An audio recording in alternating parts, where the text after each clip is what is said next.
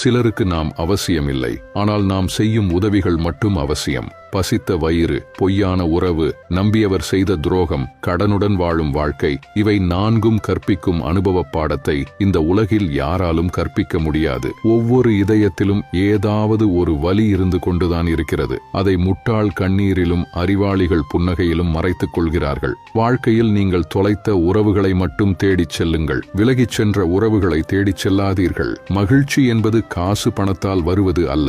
நம் மீது பாசம் காட்ட நமக்கு ஆறுதலாக ஒரு உறவு கடைசி வரை கிடைக்குமானால் நமக்கு எப்போதும் மகிழ்ச்சிதான்.